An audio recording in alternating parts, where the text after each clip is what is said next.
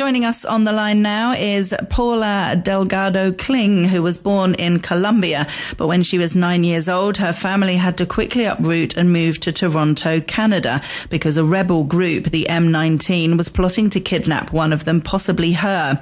Her book, Leonor, is a compelling true story about a former child soldier.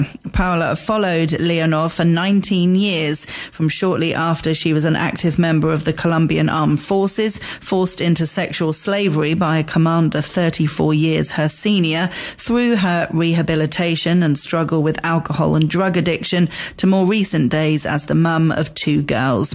Welcome to the show, Paula. Thank you. Thank you for having me. Oh, thank you for joining us. Great to chat with you. So there were kind of two stories here. The story of Leonor, which obviously I want to ask you about. That's the book. But I also want to ask you about your story as well, and your family's story. What was it like growing up in Colombia? Do you remember much about it if you left when you were 9? Oh, I do. It was great. We did leave, but summers and any holiday stuff from school, we would always return because family was there and home was there.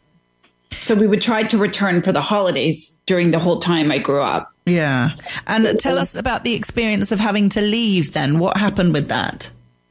So in the 1980s, before there was talk of the FARC or other groups that followed, the M19 were a group of young revolutionaries. They say they fell into it because of the Cuban Revolution and Trotsky and Vietnam and the hippies and that sort of era. So they thought to bring the political struggle to the cities, away from the countryside and into the cities where the political and economic class were, so that they could push for more change more quickly. So they began to kidnap who they believed could pressure the government to make changes. And in February of 1984, the daughter of one of our family's business competitors was kidnapped. And my family's in the construction business. And that day, my father came home. He did not change into his pajamas right away, but he got on the phone and he began to figure out what he was going to do with us. And within 3 days, we had uprooted and settled in Toronto. Toronto, Canada. Gosh, and I'm assuming you had no idea what was happening. You didn't understand what was happening, did you? No, I mean, as a 9-year-old might, but not in depth. And that was sort of my motivation for the book, to try to figure out what had happened and why, and who were the main actors, and all of those questions. Yeah. And tell us about your brother's kidnapping. So several years later, as I mentioned, we would still go back and forth, and we still live there with one foot in. He had gone through boarding school away from Colombia. He'd gone through university away from Colombia. And he decided that he wanted to return to Colombia and contribute there to more like, you know how you often hear of the brain drain? Mm-hmm. So he was very adamant that he wanted to use his education to come back to Colombia and work there. And within 6 months, he was working in an engineering startup. Armed man with army backgrounds, like common thugs, but with army backgrounds, came into the office and they put everyone up against the wall and they asked to show IDs. And I don't know why people did. And within a couple of minutes, they had him in a car and they switched. It was all very well planned and they switched cars several times. And then he was in a room for 6 months, kidnapped. But I want to say that this is something that happens in Colombia quite frequently. There was a statistic that not so long ago that somebody in Colombia is kidnapped every 3 hours. But I believe it's more. Yeah, but I believe it's more than that because a lot of it is not reported. Gosh, even now that's happening. It's getting worse again. Yes, it's Canada actually just put out a travel warning for tourists to be careful in Colombia, for Canadians to be careful. So, yeah.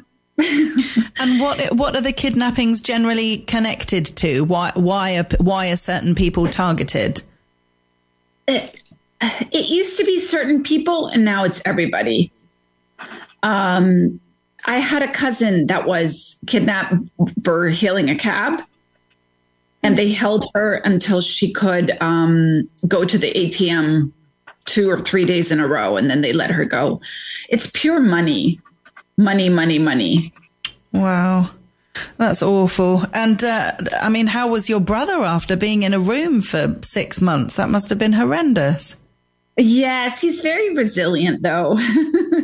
Very resilient. And as I mentioned in the book, he used the time wisely to read. He exercised a lot. I mean, admirably, he was able to channel the time and the energy and the feelings towards, he read Don Quixote. That was one of the things he read. And then he did a full workout, the sorts of workouts that he was used to doing because in high school, he was on the crew team.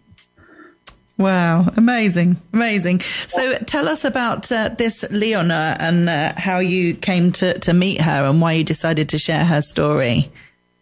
Yes. So I went to grad school at Columbia in New York in the International Affairs program. And I wanted to write a paper about child soldiers and minors in the conflict. And I could not find any information. And this was 2001. And the conflict has been going on, for 40 years. So I decided that I would go back to Columbia and figure out how to report about this.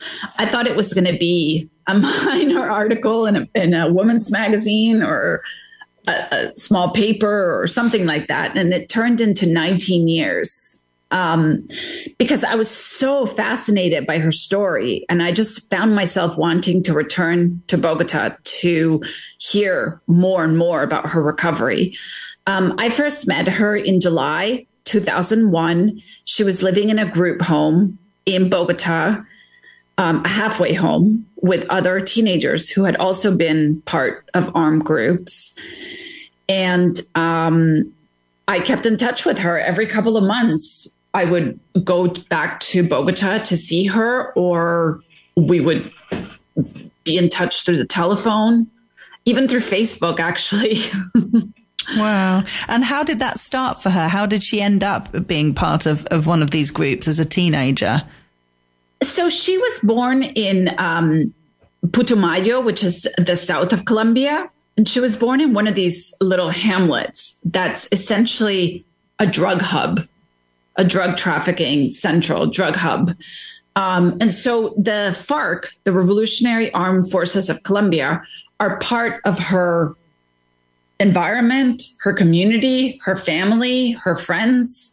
So she would have a lot of arguments with her mother because her mother was overwhelmed, because her mother had a lot of children and she started having a lot of children very young.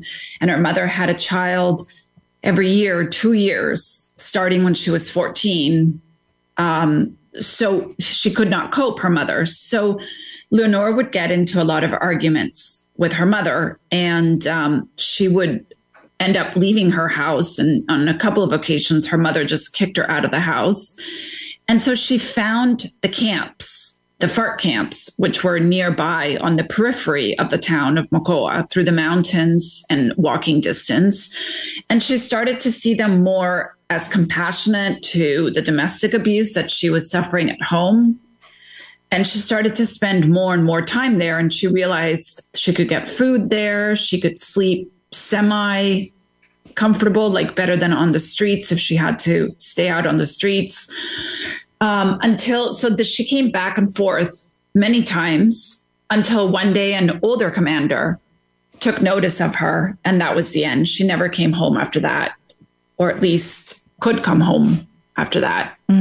What happened then? What did he do? So she became the commander's first girl, so to speak. That's what she liked to call it, the compañera, or the first girl, the first lady kind of thing. He was a pretty high up commander, the fourth highest ranking in that front. And she became a sexual slave for him. And she was a young girl, a minor, and he was 34 years her senior. Gosh. And how, I mean, I just can't even imagine what that was like. How did she talk about that when she reflected back at that time? How did she feel about it? So the reason it took me such a long time to write and to report the book was because she wasn't ready to tell me. There were a lot of issues. First, she suffered from a post-traumatic stress disorder. And in order to survive, she had reframed certain memories in her head for her not to be the victim.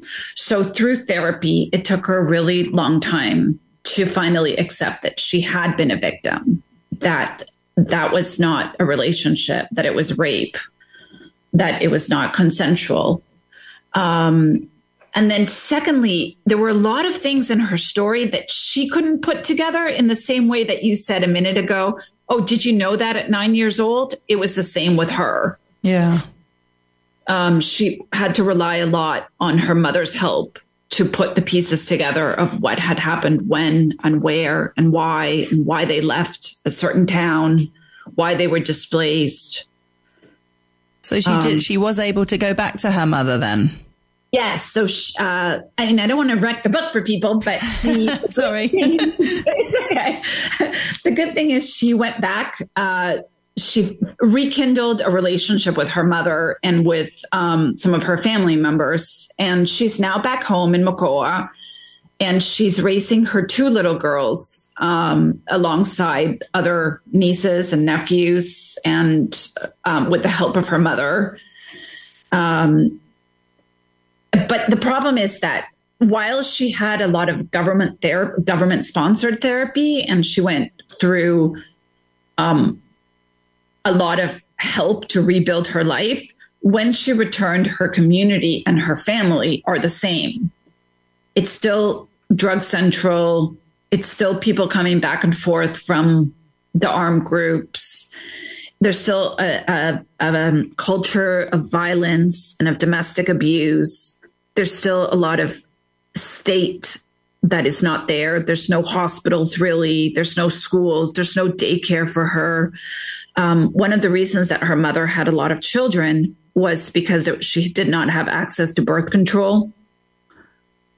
So while Leonor was able to get away, and the silver lining of her having been a minor in an armed group was that she found the government, and the government tried to help her to rebuild her life and to see it in another way. Yeah. Yeah. So, but her community, when she goes back, is the same, but at least she's able to give a little bit more positiveness to her 2 little girls. It must be so difficult to go back, to feel like to have gone through all that therapy and to feel like you're in a better space personally and in your own head to go back to a community that hasn't really changed. That must be incredibly difficult. And the family, a lot of siblings, a lot of generations of siblings, really. Yeah. I mean, they always say it's really difficult, near impossible for a lot of people who are born into these kinds of communities with a lot of gangs and crimes and violence going on. It's very difficult to escape that or not be part of that if you're still living within it. If you move countries, move towns, whatever, then it's possible, but that in itself is difficult. But if you're living there, how can she how is she able to live a normal life with all of that going on around her? So I guess the governments and the United Nations and all those human rights groups, they say it's better that she goes back to her family and has some sort of nucleus within her family, because otherwise she might be completely alone in a place that's not really hers. Yeah. So it's always the reintegration of the family that's the priority. Right. And how does she feel? Obviously, she's helped you massively with this book, with you being able to speak to her a lot. How does she feel about you writing a book about her story? I think in part it's her personality that she's a protagonist. she likes attention and she likes all that. But honestly, I feel very grateful that she talked to me, that she was so open and welcoming. And there was still a lot of affection in her. Yeah. Because I tried a lot of girls and they didn't respond as kindly. Mm-hmm. And do you know how her family feel about the book? So I do know that her live-in boyfriend, she always has a boyfriend. That's the thing with Leonor. She always had a boyfriend. And her live-in boyfriend wasn't too happy. There were a few times where he would pick up the cell phone and just not, I could tell by his voice that it was like, well, what do you want with her? A protectiveness, I suppose, as well. Yeah. I mean, she, when we first met and I wrote down what she would say about her mother, she was very, very harsh on her mother when we first met in 2001. And then going through her whole story by 2018, 2019, she just asked that I be really kind to her mother, that she was in a really horrible situation with so many kids and that she had done her best. So it was growth in the sense that she rekindled a friendship with her mom, a relationship, and she wanted to protect her. Yeah. Well, that's nice. I mean, as you say, family is so important, and for her to have gone through that with her mother and forgiven her and talked about it and been able to come to a good place with her is brilliant, isn't it? Yes. She even returned home to Mokoa during the government program to give birth to her first child. Wow. By her mother's side. Yeah. Yeah. Oh, it's an amazing story. Thank you so much for coming on and telling us a bit about it. If people want to know more, they need to get the book. The book is called Leonor and it's by Paula Delgado Kling. It's available on our website, tre.radio. Paula, thank you so much for joining us. Thank you. Thank you for having me.